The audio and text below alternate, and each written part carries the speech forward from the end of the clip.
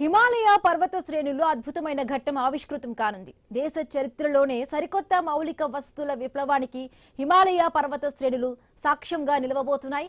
శీతాకాలంలో భారీ మంచు తుఫానులు, కొండ చర్యలు విరిగిపడడం వల్ల బాహ్య ప్రపంచంతో లడఖ్ ప్రాంతానికి పూర్తిగా సంబంధాలు తెగిపోతాయి. జోజిలా టన్నెల్ ప్రాజెక్టు వల్ల ఇకపై ఏడాది పొడుగునా రవాణా సౌకర్యం నిరంతరాయంగా కొనసాగనుంది. 13.15 కిలోమీటర్ల పొడవైన ఈ టన్నెల్ను కేంద్ర మంత్రి నితిన్ గడ్కరీ ప్రారంభించారు. దీంతో కాశ్మీర్, లడఖ్ మధ్య నిరంతరాయంగా రవాణా జరగనుంది.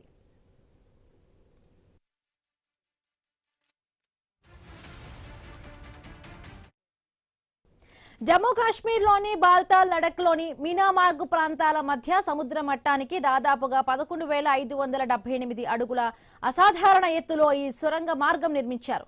ప్రపంచంలోనే అత్యంత ఎత్తైన ప్రదేశంలో నిర్మితమైన అతి పొడుగైన సింగిల్ ట్యూబ్ బై డైరెక్షనల్ సొరంగ మార్గంగా జోజిలా టన్నెల్ ప్రపంచ రికార్డును నెలకొల్పింది. బాల్తాల్ నుండి తూర్పు ద్వారమైన మీనామార్గ్ వరకు ఇరువైపుల నుంచి అత్యాధునిక సాంకేతికతతో ఈ తవ్వకాలు జరిపారు.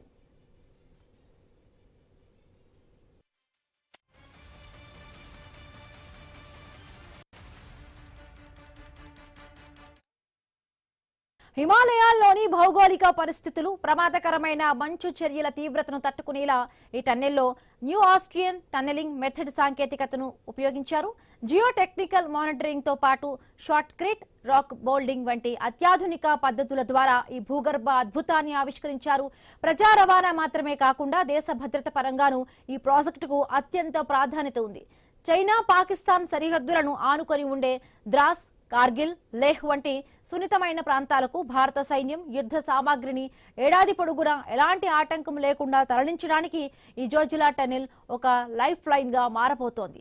గతంలో 6 నెలల పాటు మంచు కారణంగా నిలిచిపోయే మిలిటరీ లాజిస్టిక్స్ రవాణా ఇకపై నిరంతరాయంగా సాగనుంది.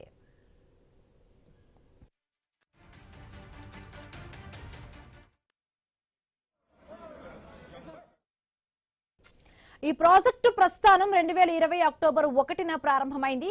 మొత్తం అప్రోచ్ రోడ్లు, వంతెనలు, మంచు రక్షణ గ్యాలరీలు, నిల్గ్రార్ జంట సొరంగాలతో కలిపి ప్రాజెక్టు మొత్తం పొడవు 30.894 కిలోమీటర్లు. ఇందులో కనెక్టింగ్ హైవే పనులు, నిల్గ్రార్ జంట సొరంగాలు 2025 మార్చి 15 నాటికే విజయవంతంగా పూర్తయ్యాయి.